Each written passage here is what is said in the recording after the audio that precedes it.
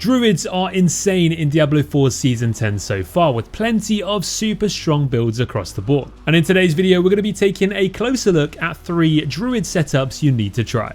Now first up, we have arguably the biggest winner so far in Season 10, the Shred Druid. Our Druid expert Ace of Spades from Goblin Inc. has put together this build, and it's surprised quite a few people as to how strong it has become in Season 10. So this build doesn't require any specific uniques to get started and scales really well through into the endgame. It's incredibly mobile and super fun to play, but it also helps that it deals a crazy amount of damage too. It's pretty much a one button build that's just overall a great experience from start to finish. So for the rotation, you'll alternate between casting Maul and Claw until you get max stacks of Quick Shift, then cast Grizzly Rage, cast Blood Howl whenever it's up, and apart from that, spam Shred until your hands fall off.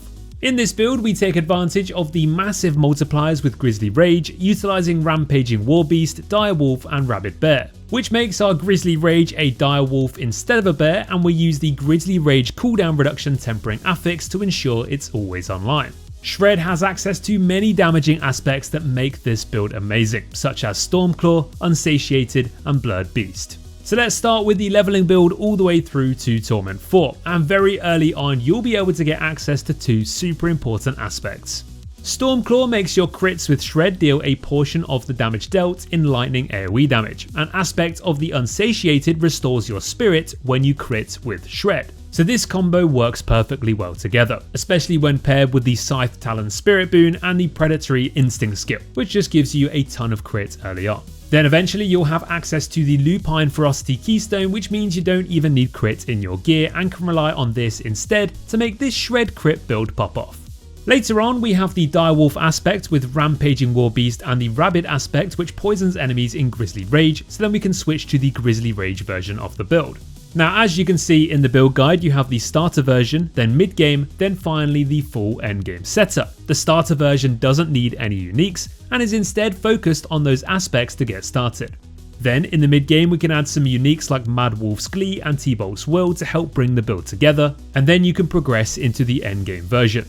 There we have Banished Lord's Talisman to make this build an overpower build, Malefic Crescent as a Chaos unique, the Dire Wolf aspect on gloves for Grizzly Rage, Fists of Fate, Heir of Perdition Helm, which is a nice addition with its multiplier but not essential, and aspect of the Rabid Bear in our amulet for poison damage. In the weapon slot we have Stormclaw's aspect, and in the offhand we have the aspect of the Blurred Beast. We of course also have aspect of the Rampaging Warbeast and Ring of Starless Skies, which means we don't need the Unsatiated aspect anymore, due to the resources we get from Starless Skies. For runes you want Moni along with Zan for more crit and overpower, Cry to pull enemies in with Vortex, and Kier to finish up. Now for Chaos perks, overpower damage with Brawn over Brains with Banished Lord's Talisman works really well here. However, Ace is still going to be testing out these new Chaos perks in full in the endgame, so check back on the build to see what's best as they update the guide. Next up we have Screamheart's pure Stormclaw Druid setup, and this is one of the fastest builds you can play with some absolutely crazy attack speed. This one satisfies that melee bruiser gameplay, and you'll be in the middle of enemy packs storming and slashing your way through everything you see. The build is easy to play, it's seriously fun and has a ridiculous amount of DPS. So let's get into it. For the rotation and gameplay loop, you'll alternate between Pulverize and Claw until your quick shift stacks are maxed. This also activates our Keystone passive Ursine Strength for more maximum life and damage too. Then after that, you'll basically spam Claw until everything is dead. Simple. You want to use your Cyclone Armor for passive damage reduction, and it can be used to pull enemies in and reduce the damage you take. Petrify is used to stun enemies, increase your damage against them, and reset your other skills cooldowns. So you can piano your skills from Petrify to cast them right after the ability. You'd also want to Pulverize at least once every 5 seconds to trigger Debilitating Roar and the passives from Pulverize itself. So what makes this build work then? Well, it utilises various synergies related to buffing basic skills to deal a ton of damage. Great Staff of the Crone is the key element in this build, as it turns Claw into a Storm skill, but more importantly, it allows Claw to cast Storm strikes simultaneously. We're going to be stacking maximum resource here to buff adaptability, which is a massive damage multiplier. The seasonal power over abundance is another huge 3x multiplier as long as we generate spirit, which we can do extremely well in this build. We'll also be using the Fists of Fate to provide a damage increase and an insane amount of lucky hit chance, which means the Ahu rune is activated constantly. Purge the Infected gives us yet another multiplier so we can maintain critical hits without investing into the stat itself. Plus, this build does focus a lot into overpowered damage, which means that willpower is a higher priority than usual. Now this is the first season we can move Great Staff of the Crone off of our weapon slot and move it to an armor slot. This is huge for us here because the weapon slots offer us a lot more damage but also help us out with aspects and weapon tempers. Most of the other uniques in the gear section are just boosting up overall damage. However, Eridar's Inexorable Will makes it to when we use our ultimate we pull all enemies in and deal a ton of damage to them with that pull at the same time. For runes, alongside the Ahu rune we mentioned earlier, we'll also be running with Zan, Igni and Quacks. And for Chaos perks, Brawn over Brains gives us a boatload of maximum life to help with survivability and helps out with less restrictive gear requirements. We get guaranteed critical strikes from Purge the Infected and will also run with wild transformations and overabundance. Now if you do want to dive deeper into the specifics and understand more of how and why this build works, you can of course check out the full guide below, and don't forget to head to Screamheart's own YouTube channel where he's uploaded a full in-depth video there explaining his build.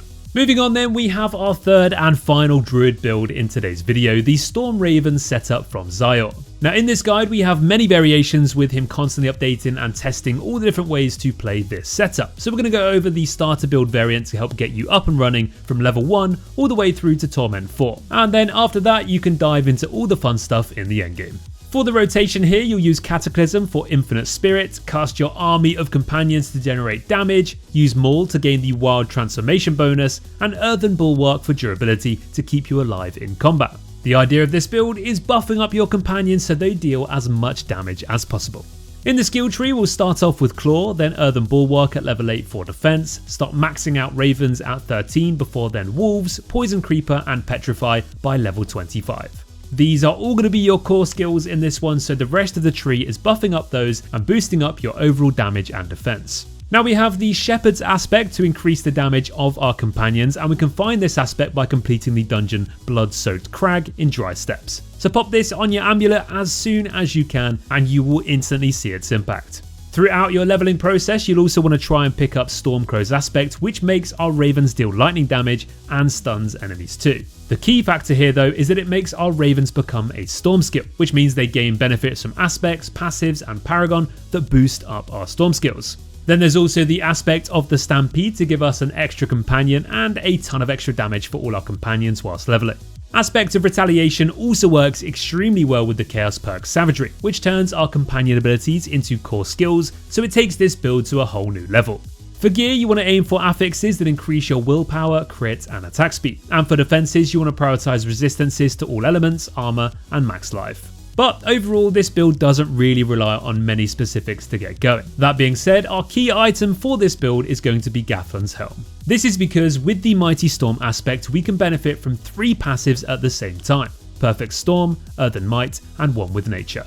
This combination gives us an insane amount of DPS. The skill that benefits the most here though is going to be our Ravens, which is funny because that's what the build's named after. Because with their new unique and the Stormclaw aspect we mentioned earlier, these Ravens are going to be juiced up to the max. For runes, Zyor recommends Ahu and Loom along with Now and Ket, and for chaos perks there's Savagery, which we mentioned earlier, along with Purge the Infected, Overabundance and Wild Transformations. This build is new and exciting, it's a ton of fun to play, and it's designed to level up with ease and have a smooth transition into the mid to endgame. So if you do want to see more about the endgame variants, read more about Paragon boards, gear and more, make sure you check out the full guide below. And that's going to bring us to the end of our video, all about 3 Druid builds you need to try in Diablo IV Season 10. Don't forget to check out these guys on their channels, which will also link in the description, and find out more about their builds through their content there. Thanks for watching guys, I hope you enjoyed the video and we'll see you next time. Take care.